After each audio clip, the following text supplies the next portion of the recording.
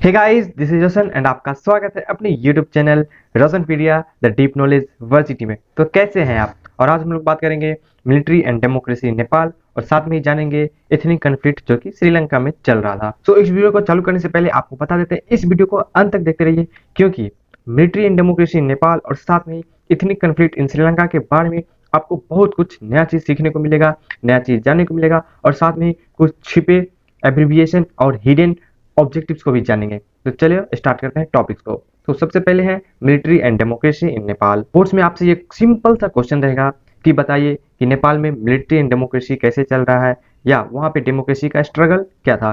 तो ये generally boards में 4 मार्क्स का क्वेश्चन पूछता है, ठीक है। बट अगर ये 6 मार्क्स का क्वेश्चन भी आए तो हम लोग इसको अच्छे से लिख सकते हैं क्योंकि इसमें बहुत सारे अच्छे अच्छे पॉइंट्स है। तो देखते हैं कैसे लिखना है। तो हम लोग जानते हैं कि जो नेपाल था एक हिंदू किंगडम था, ठीक है, और वहां पे कैसा चल रहा था, कॉन्स्टिट्यूशनल मोनार्की था, ठीक है। यानी कि कह सकते हो कि आधा पावर किंग के पास और आधा पावर डेमोक्रेसी यानी कि गवर्नमेंट या पार्लियामेंट के पास था, ठीक है। तो हुआ क्या, ठीक है, प्रो डेमोक्रेसी मूवमेंट होने लगा था 1990s में, बहुत ही ज्यादा स्ट्रॉन्ग मूवमेंट। तो सबसे पहले लिखेंगे हम लोग कि स्ट्रॉन्ग प्रो डेमोक्रेसी मूवमेंट, ठीक है। इसमें क्या हुआ कि 1990s में, ठीक है, बहुत ही स्ट्रॉन्ग प्रो डेमोक्रेसी मूवमेंट होने लगा और किंग ऑफ नेपाल को, ठीक है, एक्सेप्ट करना पड़ा पीपल्स के डिमांड को। और वो क्या डिमांड था, अ न्यू डेमोक्रेटिक कॉन्स्टिट्यूशन। पहले तो कॉन्स्टिट्यूशनल मोनार्की चल रहा था लेकिन अब लोग किस चीज का डिमांड कर रहे थे, डेमोक्रेटिक कॉन्स्टिट्यूशन का। और जैसे ये मूवमेंट चालू होता है तो देखा जाता है 90s में कि माओइस्ट ग्रुप जो होते हैं, ठीक है, वो पावर में आ जाते हैं कुछ एरियाज में, कुछ रीजन्स में। वो क्या बिलीव करते हैं,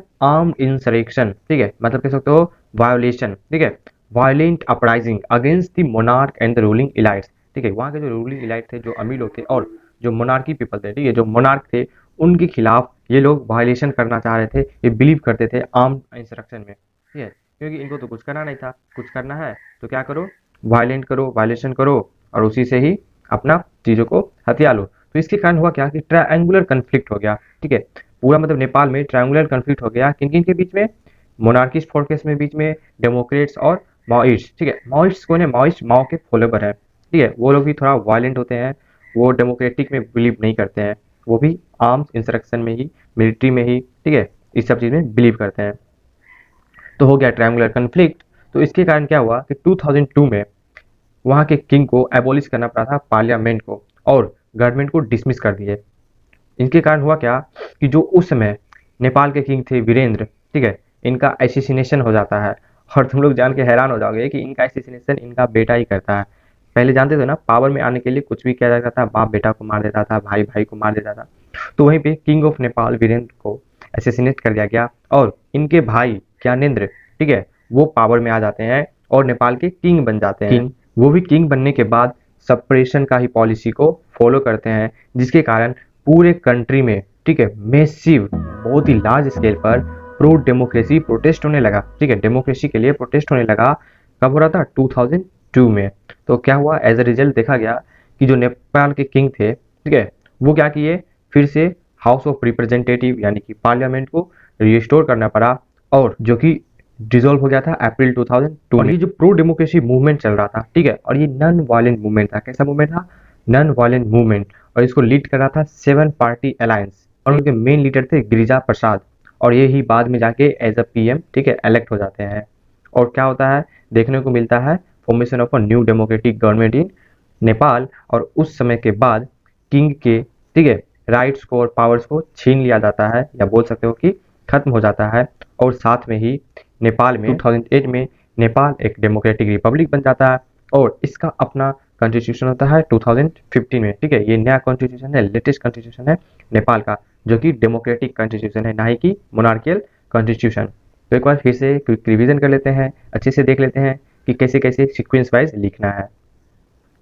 सबसे पहले हम लोग जाने कि 1990 में स्ट्रॉन्ग प्रो डेमोक्रेसी मूवमेंट हुआ, ठीक है, जिसके कारण नेपाल के किंग को एक्सेप्ट करना पड़ा डेमोक्रेटिक कॉन्स्टिट्यूशन को। और साथ में ही इस मूवमेंट के बाद 90s में देखा गया पावर स्ट्रगल होने लगा। तो जो माओइस्ट ग्रुप थे, कुछ पार्ट्स में, कुछ नेपाल के पार्ट्स में वो लोग रूल कर रहे थे, वो पावर में रहते हैं और वो बिलीव करते हैं आर्म्ड इंसरेक्शन, ठीक है, यानी कि वायलेंट अगेंस्ट दी मोनार्क और रूलिंग एलाइट। इसके कारण ट्रायंगुलर कन्फ्लिक्ट हो जाता है मोनार्क के बीच में, डेमोक्रेट्स के और माओइस्ट के बीच में। तो 2002 में क्या होता है कि जो किंग होते हैं इस कन्फ्लिक्ट के कारण क्या करते हैं, पार्लियामेंट को एबॉलिश कर देते हैं और साथ में ही वहाँ के गवर्नमेंट को डिसमिस कर देते हैं। तो होता क्या है कि किंग ऑफ नेपाल जो वीरेंद्र होते हैं उस टाइम उनका एसेसिनेशन कर दिया जाता है और उनके भाई ज्ञानेंद्र ही पावर में आ जाते हैं और वहाँ के वो किंग बन जाते हैं। लेकिन उनका पॉलिसी भी सेपरेशन का पॉलिसी होता है, तो जिसके कारण मैसिव कंट्री वाइड, ठीक है, पूरे कंट्री में प्रो डेमोक्रेसी प्रोटेस्ट चलता है। अप्रैल 2002 में किंग होते हैं ज्ञानेंद्र, उनको हाउस ऑफ रिप्रेजेंटेटिव्स यानी कि पार्लियामेंट को फिर से रीस्टोर करना पड़ता है, जो कि डिसॉल्व कर दिया गया था 2002 में।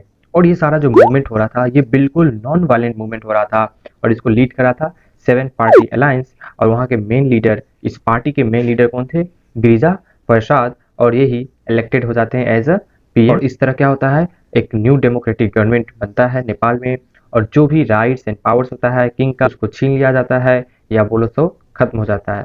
और 2008 में नेपाल एक डेमोक्रेटिक रिपब्लिक बन जाता है, डेमोक्रेटिक कंट्री बन जाता है। और 2015 में उसका अपना कॉन्स्टिट्यूशन होता है बिल्कुल डेमोक्रेटिक बेस पे। तो गाइज इस तरह से इसका आंसर लिखना है। तो चलते हैं नेक्स्ट टॉपिक के ऊपर। तो नेक्स्ट टॉपिक है ethnic conflict and democracy in Sri Lanka. लेकिन इस टॉपिक को चालू करने से पहले बता देते हैं, अगर आप लोग इस वीडियो को यहाँ तक देख रहे हैं मतलब ये वीडियो आपको काफ़ी ज़्यादा हेल्प कर रहा है, यूजफुल है, अच्छा लग रहा है, जब कंटेंट अच्छा लग रहा है तो वीडियो को दबा कर लाइक करो, कमेंट करो और अपने दोस्तों के साथ भी शेयर करो।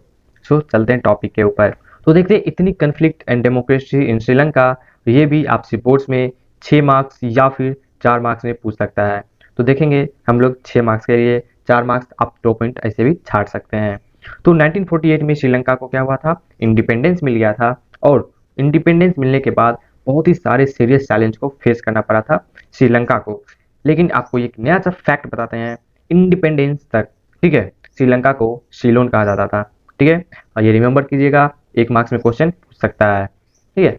तो देखते हैं कि जैसे इंडिपेंडेंस हो जाता है तो वहाँ देखा जाता है कि किसका डोमिनेशन होता है, सिन्हाला कम्युनिटी का। आप लोग क्लास 10th में ही पढ़े होंगे कि वहाँ पे मेजोरिटेरियन रूल चलता है और 74% पॉपुलेशन किसका रहता है, मेजोरिटेरियन का, यानी कि सिन्हाला कम्युनिटी का। तो यहाँ पे होता क्या है, प्रॉब्लम क्या होता है, यहाँ पे देखा जाता है कि जो सिन्हाला कम्युनिटी है वो लोग होस्टाइल होते हैं, ठीक है, बहुत ही स्ट्रॉन्ग निगेटिव फीलिंग रहता है तमिल्स के खिलाफ, ठीक है, वो लोग तमिल को पसंद नहीं करते हैं, जो कि माइग्रेट होके आए थे इंडिया से श्रीलंका में। और साथ में ही सिन्हाला लोग को ये लगता था कि जो श्रीलंका है सिर्फ उन्हीं का है, ठीक है, कोई और दूसरे लोगों का नहीं है, इसलिए वो लोग जो तमिल कम्युनिटी है, तमिल्स है, उसको कोई भी कंसेशंस नहीं मिलेगा, कोई भी छूट नहीं मिलेगा। तो होता क्या है कि तमिल के कंसर्न्स को, ठीक है, तमिल जो डिमांड करते हैं या उनका जो इश्यूज रहता है, ओपिनियंस रहता है, उसको निगलेक्ट कर दिया जाता है। तो इसके कारण क्या होता है कि एक मिलिटेंट तमिल नेशनलिज्म का फीलिंग आता है, ठीक है, यानी कि अपने रीजन को लेकर, अपने कल्चर को लेकर, अपने लोगों के लिए एक स्ट्रॉन्ग फीलिंग राइज होता है। और 1983 के बाद जो LTTE है, ठीक है, लिबरेशन टाइगर्स फॉर तमिल इलम, तो जो LTT ग्रुप होता है मिलिटेंट, ये कैसा एक ऑर्गेनाइजेशन है, मिलिटेंट ऑर्गेनाइजेशन है, मिलिट्री का ऑर्गेनाइजेशन है। ये लोग डिमांड करते हैं तमिल इलम यानी कि तमिल कंट्री, ठीक है, एक region, separate region for Tamil. तो इस तरह क्या हुआ कि इस चीज़ को इफेक्टिव करने के लिए वो लोग तमिलनाडु के गवर्नमेंट के ऊपर प्रेशर बनाने लगे, और प्रेशर बन भी रहा था तमिलनाडु गवर्नमेंट के ऊपर। तो तमिलनाडु गवर्नमेंट किससे हेल्प मांगेगा, इंडियन गवर्नमेंट से, ठीक है। तो जो इंडियन लीडर्स थे इसको इम्पॉसिबल मान रहे थे कि ये जो सिचुएशन बढ़ रहा है, कन्फ्लिक्ट हो रहा है, टेंशन हो रहा है, इसमें इंडियंस को न्यूट्रल रहना बहुत ही इम्पॉसिबल सा चीज़ है, ठीक है। तो इंडियंस गवर्नमेंट, इंडियंस लीडर्स भी कुछ एक्शंस लेते हैं, और वो क्या एक्शन होता है, मिलिट्री इंटरवेंशन इन 1987, ठीक है, दोनों साइड, ठीक है, इंडियन एंड श्रीलंका मिलिट्री और गवर्नमेंट लीडर्स मिलते हैं और एक एकॉर्ड, ठीक है, साइन करते हैं, जिससे क्या होता है कि इंडियन ट्रूप्स जाता है कहाँ, श्रीलंका में, ताकि वहाँ पे रिलेशन को स्टेबलाइज कर सके, ठीक कर सके। लेकिन होता क्या है कि जो इंडियन आर्मी होते हैं, ठीक है, वो क्या होते हैं, एक फाइट में भिड़ जाते हैं LTTE के साथ, ठीक है, एक फाइट हो जाता है, थोड़ा सा कन्फ्लिक्ट हो जाता है LTT और इंडियन आर्मी के बीच में। तो LTT और श्रीलंकन लोगों को लगता है कि क्या है, as an attempt by India to interfere in the internal politics. तो ये कहीं ना कहीं उनको अच्छा नहीं लगता है कि कोई बाहर वाला दूसरा आके हमारे इंटरनल पॉलिटिक्स में इंटरफेयर कर रहा है। तो 1989 में क्या होता है, एज ए रिजल्ट देखने को मिलता है कि जो IPKF होते हैं, इंडियन पीस कीपिंग फोर्स, उनको श्रीलंका के बाहर आना पड़ता है विदाउट अटेनिंग इट्स ऑब्जेक्टिव्स। लेकिन क्या होता है कि बाद में, ठीक है, इंटरनेशनल एक्टर्स यानी कि इंटरनेशनल प्लेयर्स, इंटरनेशनल कंट्रीज आते हैं और वहाँ के कन्फ्लिक्ट को सॉल्व करने का कोशिश करते हैं। और पर्टिकुलरली देखा जाता है कि वो स्कैंडिनेवियन कंट्रीज होते हैं, नॉर्वे एंड आइसलैंड, और वो लोग क्या करते हैं कि जो वारिंग ग्रुप है, कन्फ्लिक्टिंग ग्रुप है जो लड़ रहा है, उसमें नेगोशिएशन लाने का कोशिश करते हैं और फाइनली आर्म कन्फ्लिक्ट खत्म हो जाता है और एलटीटीई को वैंक्विश कर दिया जाता है, समाप्त कर दिया जाता है, उनके पावर को छीन लिया जाता है 2009 में।